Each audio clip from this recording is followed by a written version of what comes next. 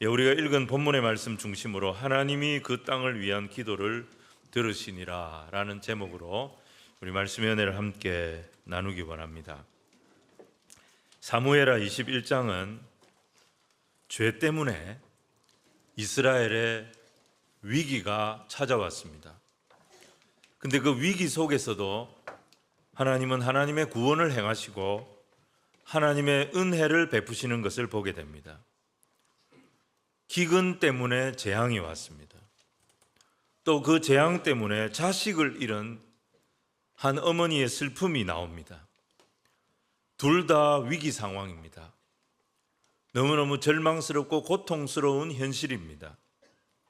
근데 그 위기 속에서도 하나님은 구원을 행하시고 하나님은 은혜를 베푸십니다. 그 하나님의 구원과 은혜가 어떻게 이루어지느냐? 믿음의 사람의 결단, 또 눈물의 기도. 여러분, 이걸 통해서 하나님이 일하시는 것을 보게 됩니다. 구원과 은혜는 아버지 손에 있습니다. 하지만 하나님은 그 구원과 은혜를 이루어 나가시는데 믿음의 사람을 사용하십니다. 기도의 사람을 사용하십니다. 오늘 우리가 이 말씀을 통해 이 하나님의 역사를 같이 나누게 되기를 소원합니다. 오늘 첫 번째는 3년간 연속된 기근이 나옵니다. 다윗이 이스라엘을 통치하던 시기였다고 되어 있는데 정확히 이 시기가 언제였는지는 잘 알 수가 없습니다. 어느 정도 다윗의 통치가 안정이 된 그런 때였다고 생각이 됩니다. 근데 그 시기에 연속 3년간 이스라엘에 기근이 일어난 것입니다. 자, 우리 1절 말씀을 같이 한번 읽겠습니다. 시작. 다윗의 시대에 해를 거듭하여 3년 기근이 있으므로 다윗이 여호와 앞에 간구하며 여호와께서 이르시되 이는 사울과 피를 흘린 그의 집으로 말미암음이니 그가 기브온 사람을 죽였음이니라 하시니라. 기근을 그냥 한 번 정도 당했다면 다윗도 이것을 그냥 우연의 일치라 생각하고 넘어갔을지도 모르겠습니다. 근데 3년 연속으로 기근이 이어집니다. 여러분, 이스라엘 땅은 기근이 일어나면, 비가 오지 않으면 아무것도 할 수 없는 척박한 땅입니다.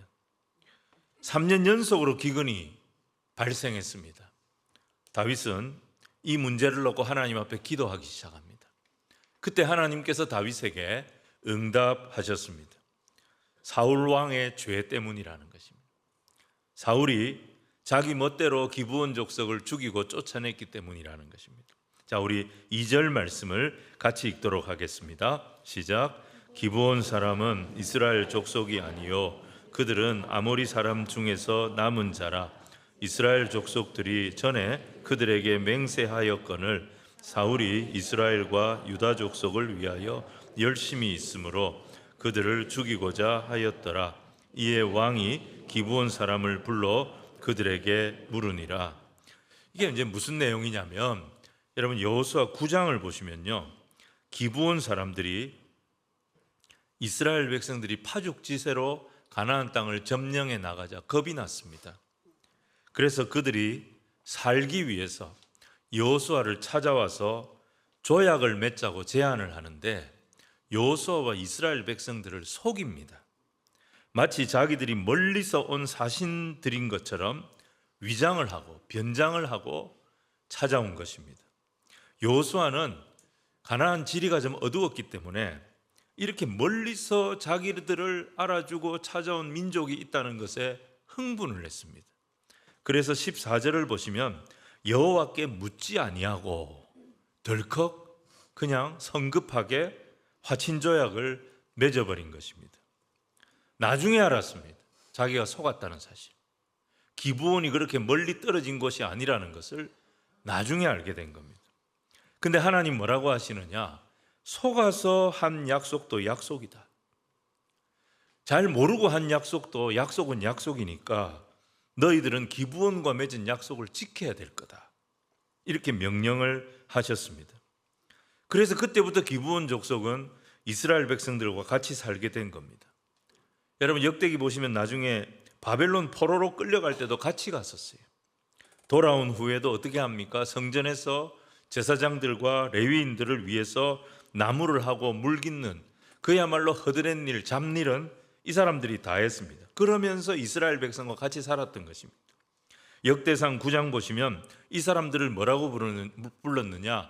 느디님 사람들이라고 불렀습니다. 이 사람들은 여호수아 이후로 지금 다윗의 시대잖아요.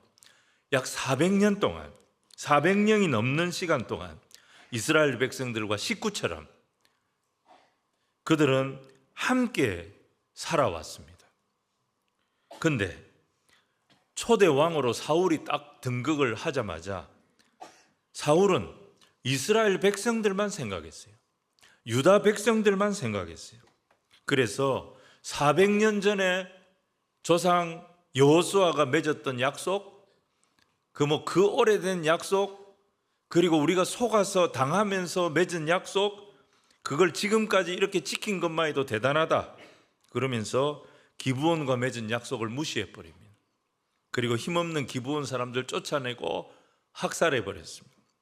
우리 본문 2절과 3절을 함께 읽도록 하겠습니다. 시작.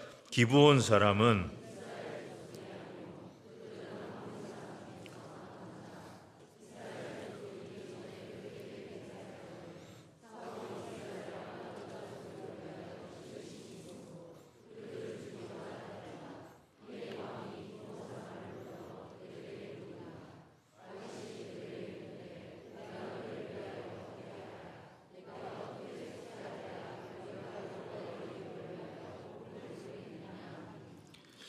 하나님은 이 문제를 그냥 넘기시지 않았습니다.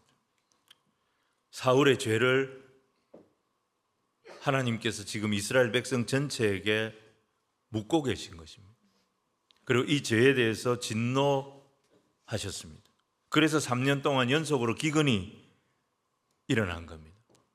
사울의 죄 때문에 온 이스라엘 백성들이 지금 고통을 당하게 된 것입니다. 다윗은 이 문제를 풀어야 됩니다. 이 재앙에서 이스라엘이 풀려날 수 있는 길이 뭐냐? 어떤 형태로든지 기브온 사람들에게 사죄를 해야 되겠다. 그래서 기브온의 원한을 풀어줘야 되겠다. 이 판단을 한 겁니다. 그래서 기브온 사람들을 만나봤는데 이 사람들은 처음부터 금전적으로 보상을 해서 문제를 해결할 생각하지 마라. 이게 이 사람들의 태도였습니다. 자, 우리 4절 말씀을 같이 읽겠습니다. 시작. 기브온 사람이 그에게 대답하되 사울과 그의 집과 우리 사이의 문제는 은금에 있지 아니하오며 이스라엘 가운데에서 사람 죽이는 문제도 우리에게 있지 아니하니이다 하니라. 왕이 이르되, 이 사람들은 애초에 돈으로 보상받을 마음이 없었습니다. 대신에 이 사람들이 무슨 요구를 했느냐? 생명을 해쳤으니 생명으로 배상하라는 거죠. 사울은 죽어서 어쩔 수 없고 사울의 후손들 중에, 직계 후손들 중에 7명의 목숨을 내놓으라는 것입니다. 그러면 우리가 이 원한을 풀겠다는 것입니다. 여러분, 이걸 보면 사울에게 피해 입은 기브온 사람들의 원한이 얼마나 뼈에 사무치는 원한이었는가, 그걸 알 수 있습니다. 다윗이 이 제안을 받아들입니다. 자, 5절, 6절 말씀 우리 같이 읽겠습니다. 시작. 그들이 왕께 아뢰되 우리를 학살하였고 또 우리를 멸하여 이스라엘 영토에 모해한 사람의 자손 7사람을 우리에게 내주소서. 여호와께서 택하신 사울의 고을 기브아에서 우리가 그들을 여호와 앞에서 목매어 달겠나이다 하니 왕이 이르되 내가 내주리라 하니라. 다윗이 이들의 요구를 수용한 것은 이제 이스라엘이 앞으로 나가려면, 미래를 향해 나아가려면 어떤 형태로든지 이 죄의 문제, 이 사울의 죄로 비롯된 이 문제를 청산하지 않은 이스라엘의 죄의 문제를 이제 정리해야 된다. 그래야 해결이 된다. 다윗이 이렇게 보았던 거죠. 여러분, 여기에 보시면 하나님 말씀을 무시하고 하나님의 나라의 왕이 됐는데 그 나라의 주인이신 하나님의 말씀을 무시하고 잘못된 길을 갔던 사울의 죄 때문에 온 이스라엘 백성들이 피해를 입었고요. 지금 어떻게 되고 있습니까? 그 자손들이 죄값을 치르게 된 거예요. 여러분, 이게 바로 저주의 상속입니다. 출애굽기 34장 7절 보시면 아버지의 악행을 자손 3, 4대까지 보응하리라, 이런 말씀이 있습니다. 이 조상의 저주를 끊어야 됩니다. 여러분, 이 조상의 저주를 상속받지 않으려면, 이걸 끊어버리려면 죄와의 단절을 누군가는 선포해야 됩니다. 믿음의 새 출발을 하는 사람이 있어야 하는 것입니다. 자, 이제 공은 다윗에게 넘어갔습니다. 사울의 남은 후손 중에 7사람을 뽑아서 넘겨야 됩니다. 근데 이미 사울의 집안은 거의 괴멸되어 버렸어요. 사람이 얼마 남지 않았단 말이에요. 근데 다윗이 어떻게 하느냐? 요나단의 아들, 사울의 후손 중에 요나단의 아들이었던 무비보셋, 장애인 무비보셋은 거기서 뺍니다. 심판받을 자의 명부에서 뺍니다. 그리고 다른 자식들 7명을 내줍니다. 7절, 8절, 9절 말씀을 우리 같이 읽겠습니다. 시작. 그러나 다윗과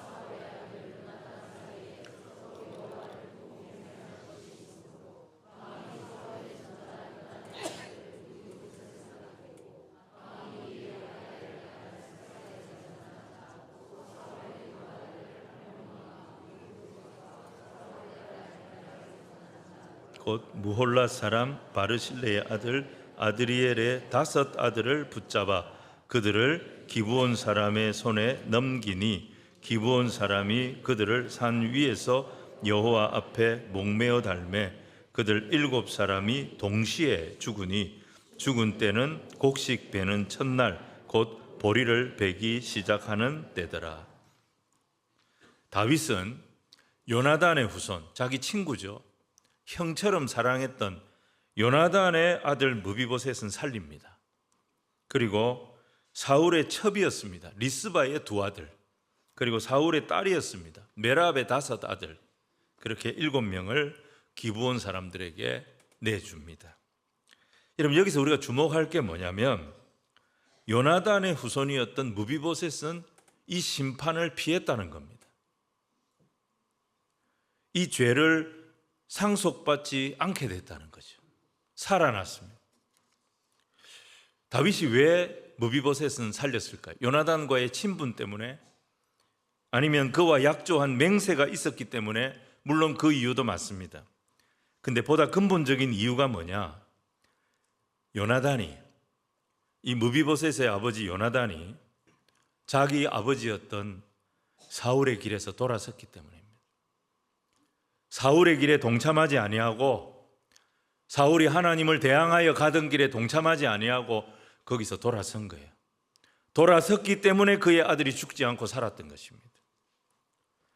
요나단은 어떤 사람입니까? 사울의 아들로 사울의 뒤를 이어서 얼마든지 이스라엘의 왕이 될 수 있는 인물이었습니다. 사울도 자기 아들 요나단을 어떻게든지 왕으로 세우려고 그랬습니다. 그래서 다윗을 죽이려고 했던 거 아닙니까? 근데 요나단은 알았습니다. 하나님의 뜻이 내가 아니라는 것, 하나님이 나를 왕으로 세우려고 하시지 않는다는 것을 알았어요. 자기 아버지가 하나님의 뜻에 반하여 가고 있다는 것을 알았어요. 하나님의 뜻은 내가 아니라 다윗에게 있다는 것을 요나단이 알고 자기가 포기합니다. 사울의 아들로서 누릴 수 있는, 이스라엘의 왕이 되어서 누릴 수 있는 모든 특혜를 다 포기하고 아버지의 길에서 돌아선 거예요. 그때 모든 사람들은 전부 다 요나단을 보고 바보라고 어리석다고 말했을 겁니다. 가만히 있으면 왕이 되는데 왜 그 자리를 포기하나? 다윗이 뭐라고 다윗을 밀어주나?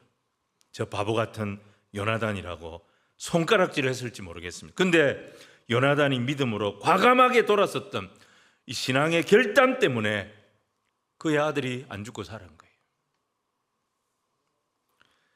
사울의 다른 후손들은 아무 생각 없이 살았습니다. 이미 시대가 사울의 시대에서 다윗의 시대로 바뀌어졌음에도 불구하고 아무 생각 없이 살다가 화를 입은 것입니다.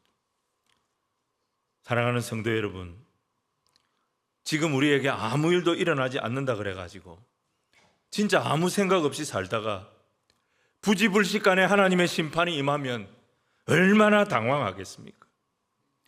복음을 들은 사람이 일어서야 됩니다.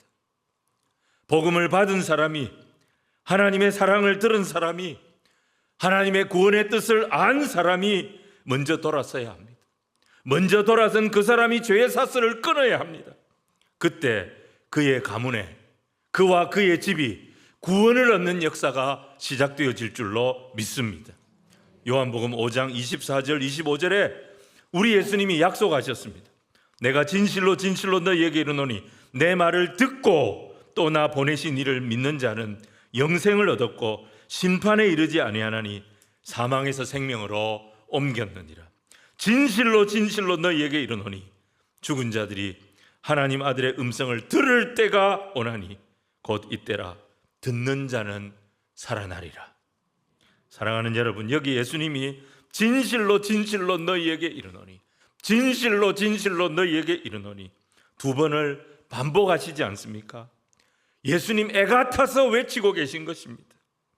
누구든지 내 말을 듣는 자, 내 말을 듣고 믿음의 결단을 내리는 자, 그 사람이 죄의 사슬을 끊을 것이고 사망의 길에서 돌아서게 될 것이고 그로 인하여 심판은 종결되게 될 것이고 그와 그의 집에 생명의 역사가 일어난다는 사실을 기억해라. 그리스도 안으로 들어올 것을, 그리스도 예수 안으로 들어올 것을 우리 주님께서 애타게 요청하시는 것입니다. 사랑하는 성도 여러분, 고린도후서 5장 17절에 그런즉 누구든지 그리스도 안에 있으면 새로운 피조물이라. 이전 것은 다 지나갔으니 보라 새 것이 되었도다. 사랑하는 성도 여러분, 이 세상에서 가장 안전한 곳이 어디냐? 그리스도 예수의 품 안임을 믿으시기를 바랍니다. 새해에도 우리 그리스도 안에서 이 새 생명의 은총, 심판은 끝나고 사망은 끝나고 나와 내 집에 새 생명의 역사를 부어주시는 그리스도 안에서 승리하는 주의 자녀들이 다 되시기를 주님 이름으로 축원을 드립니다. 오늘 두 번째는 어머니의 기도입니다. 기브온 사람들은 사울의 우선 7명의 신병을 확보했습니다. 그리고 그 사람들 어디서? 기브온, 사울의 고향입니다. 그 기브온에서 나무에 매달아 죽여버렸습니다. 사울이 하나님의 말씀을 무시하고 죄를 지었던 그 결과로 그의 후손들이 이런 죄의 저주를 받은 것입니다. 나무에 달려 죽은 자들은 저주받아서 죽은 자들이에요. 아무도 이 죽은 자의 시신을 내리지를 않았습니다. 비참하게 들짐승들의 밥이 되거나 새들의 밥이 되는 그런 최후가 되는 거죠. 근데 아무도 찾지 아니하고 아무도 내리지 아니하는 이 시신을 끝까지 붙어서 지키는 사람이 있었습니다. 그 사람이 누구냐? 바로 이 죽은 자들의 어머니였던 사울의 첩 리스바였습니다. 그녀는 아들 둘을 한날 한시에 한자리에서 다 잃었습니다.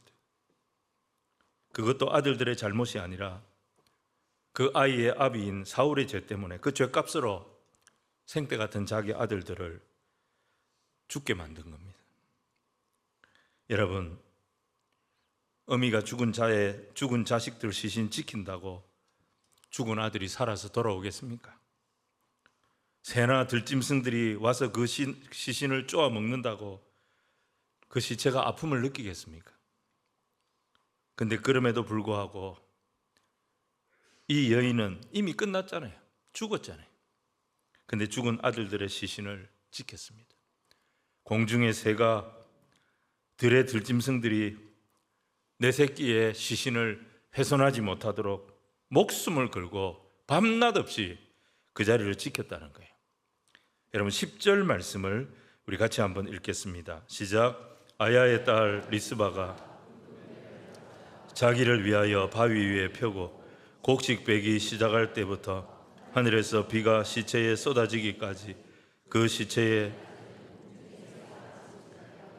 밤에는 들짐승이 범하지 못하게 한지라. 여러분, 이스라엘의 추수는 봄에 합니다. 보리를 심고 추수를 봄에 하죠. 추수 이후에 다시 씨를 뿌리는 건 가을입니다. 그때 내리는 비를 우리는 이른 비라고 부릅니다. 봄에 추수하고 가을에 씨 뿌릴 때까지, 3월에 추수하고 9월에 씨 뿌릴 때까지, 그러면 6개월입니다. 이 6개월 동안 리스바가 굵은 배를 가져다가 바위 위에 폈다는 말이에요. 그리고 그 시체를 떠나지 않았습니다. 굵은 배를 가져다가 바위 위에 폈다는 말이 무슨 말입니까? 회개와 탄식의 기도로 하나님 앞에 나갔다는 거예요. 리스바는 아들의 죽음을 그냥 슬퍼하고 있는 게 아닙니다.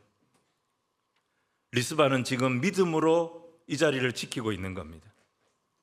자기 아들들이 비록 죽은 사울왕의 죄 때문에 그 죄값으로 죽임을 당했지만 사울을 원망하지 않았고, 죽인 다윗을 원망하지 않았고, 이스라엘 사람들을 원망하지도 않았습니다. 내 아들은 저주받아서 죽었다, 그래서 부끄러워하거나 그 죽음은 정말 어쩔 수 없는 죽음이다라고 치부해버리지도 않았습니다. 3년 연속 기근으로 온 이스라엘 땅이 메마를 대로 메말라 있습니다. 이 여인은 거기서 눈물의 기도로 하나님, 이 땅에 다시 비가 내리게 하여 주옵소서. 내 아들들이 죽었습니다.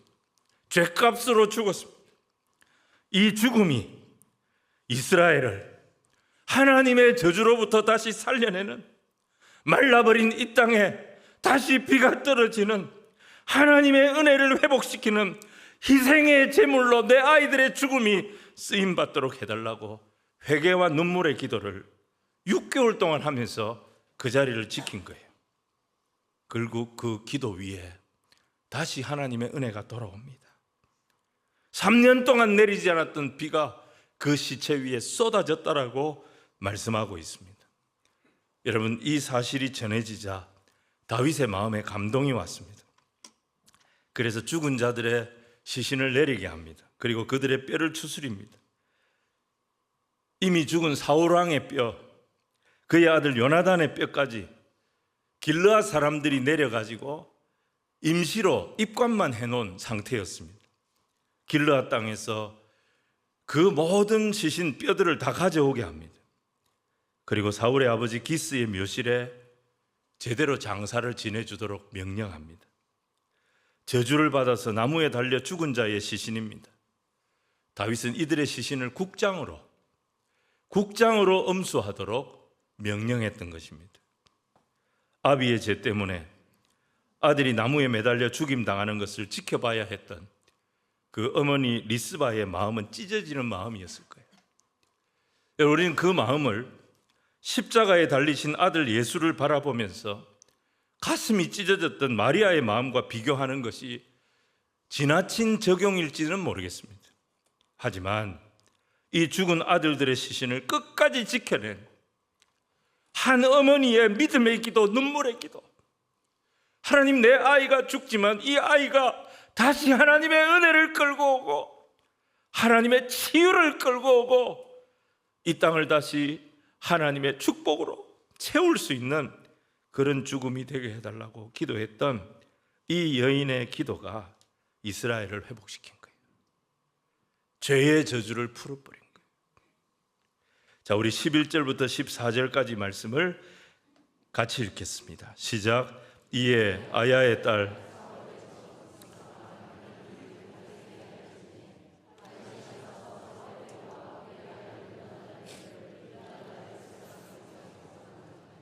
이는 전에 블레셋 사람들이 사울을 길보아에서 죽여 블레셋 사람들의 벳산 거리에 그들이 가만히 가져온 것이라.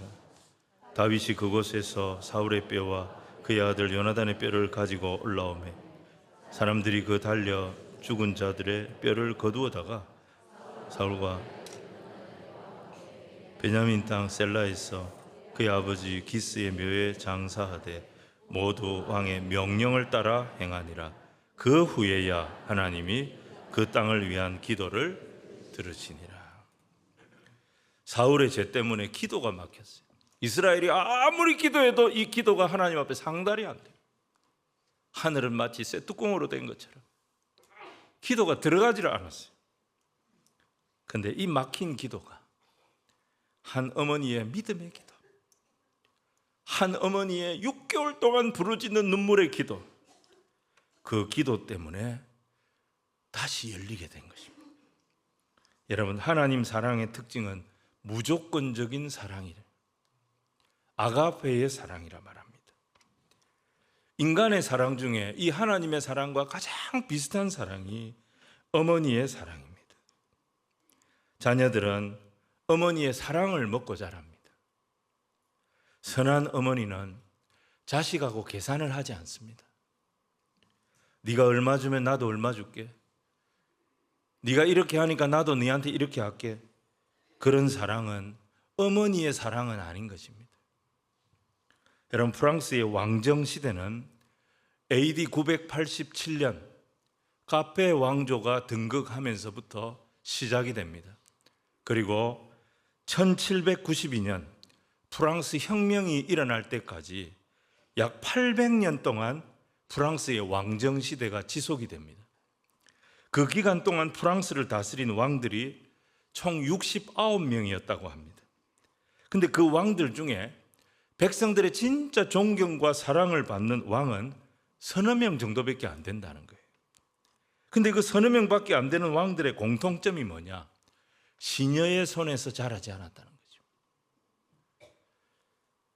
어머니 사랑을 듬뿍 받으면서 어머니 품 안에서 어머니 사랑을 많이 받고 자란 왕들이 모든 백성의 사랑과 존경을 받는 왕이 됐다는 거예요. 나폴레옹이 잘 나갈 때 그의 부하들에게 이런 질문을 했다고 합니다. 지금 프랑스에 가장 필요한 것이 뭐라고 생각하냐? 부하들은 대답을 못했습니다. 강한 군대인가? 아니면 세계가 부러워할 부인가? 어떤 대답을 해야 할지 몰랐을 때 나폴레옹이 이렇게 답을 합니다. 지금 프랑스에 가장 필요한 것은 강한 군대도 아니고 돈도 아니다. 선한 어머니가 필요하다. 가정을 지키고 자녀들을 사랑으로 양육하는 선한 어머니가 필요하다. 왜냐하면 나폴레옹도 그 인생을 돌아보면 어머니 사랑을 못 받고 자랐거든요. 그래서 그의 인생이 아름답지 못했고 결혼 생활이 참 불행했어요. 여러분, 어머니가 좋아야 돼요. 어머니가 건강해야 돼요. 어머니께 건강한 사랑 많이 받고 자란 사람이 지도자가 돼야 돼요. 리스반은 자기 아들들을 한 날 한시 한 자리에 다 잃었어요. 하지만 자기 아들들이 그렇게 죽었다고 수치스러워하지 않았어요. 부끄러워하지 않았어요. 숨지 않았어요. 누구를 원망하지도 않았어요. 불평하지도 않았어요. 자기 아들들이 죽은 그 자리를 끝까지 지키면서 하나님, 내 아들들의 죽음이 그냥 억울한 죽음, 비참한 죽음이 되지 않게 하시고 다시 이 땅에 하나님의 은혜를 끌고 오고 하나님의 축복을 끌고 오는 희생 제물이 되게 하여 주십시오. 하나님의 은혜를 구했을 때 여러분, 기브온 백성들의 마음의 원한이 풀리는 역사가 그때 일어났고 죽은 자들의 명예가 회복되는 역사가 그때 일어났고 이스라엘을 향한 하나님의 축복이 회복되는 역사가 이때 일어난 거예요. 어머니의 기도가 그래서 중요한 거예요. 말씀을 정리하겠습니다. 400년 전에 여호수아가 기브온 백성들하고 약속을 했습니다. 속아서 한 약속입니다. 시간도 오래됐고 약속 자체가 문제가 있습니다. 사울 왕은 그런 약속은 이제 안 지켜도 돼 하면서 그 약속을 쉽게 생각했습니다. 눈앞에 있는 이스라엘 백성들의 마음을 얻으려고 내 식구 챙긴다고 400년 동안 함께했던 그들을 내쳐버렸어요. 하나님께서 그들의 생명을 지켜주라고 하셨는데 그 명령을 무시해버렸어요. 기브온 사람들 학살하고 쫓아냈습니다. 여러분, 죄라고 하는 것은 사람들의 기억 속에 잊혀진다고 해서 사라지는 것이 아닙니다. 숨기고 감춘다고 해서 죄가 없어지는 것도 아닙니다. 죄의 결과는 심판입니다. 반드시 심판이 있다 그랬습니다. 히브리서 9장 27절에 한 번 죽는 것은 사람에게 정한 것이요 그 후에는 심판이 있다 그랬습니다. 심판이 있습니다. 그래서 누군가는 이 저주의 심판을 끊는 사람이 나와야 됩니다. 사울의 죄가 심판으로 이어질 때 무비보셋은 심판받지 않고 구원 얻었습니다. 하나님의 뜻을 알았던 아버지 요나단이 사울의 죄를 끊고 돌아섰기 때문입니다. 리스바의 아들들은 한날 한시에 황당한 죽임을 당했습니다. 하지만 리스바는 부끄러움을 개의치 않고 시신을 끝까지 지킵니다. 자기 아들들의 죽음이 죄로 인하여 꽉 막혀버린 이 이스라엘의 고통을 뚫어내는, 다시 하나님의 은혜를 이 땅에 끌고 오는 희생 제물로 되어지기를 원합니다.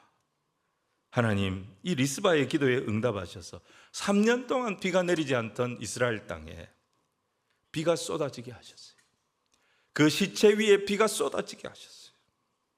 하나님 은혜가 다시 이스라엘 위에 부어지게 하신 것입니다. 이스라엘을 살린 것은 어머니의 기도였어요. 무비보셋을 살린 것은 아버지의 믿음의 결단이었어요. 사랑하는 성도 여러분, 하나님은 믿음의 결단을 사용하시고 눈물의 기도를 사용하시는 분이심을 믿으시기를 바랍니다. 내일 새벽부터 우리는 기도를 시작합니다. 지난 70년 은혜를 이제는 뒤로 하고 앞으로 부어주실 그 은혜를 기대하며 한 주간 동안 하나님 앞에 엎드리려고 합니다. 새해를 시작하면서 하나님의 은혜를 간구하려고 합니다. 여호와께로 돌아가서 그분의 싸매어 주심과 회복해 하심을 경험하는 시간을 가지려고 합니다. 선하신 하나님, 인자가 많으신 하나님, 그 하나님을 기도 가운데 경험하는 주의 백성들이 다 되시기를 주님 이름으로 축원을 드립니다.